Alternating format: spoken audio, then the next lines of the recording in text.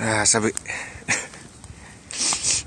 もう5時、5時過ぎたからもうそろそろお家に帰ろうかなと。今日は午後から風が吹いてきて寒かったのでね、いても立ってもいられなくなって、焚き火をして温まりながら農作業してました。とりあえず以上です。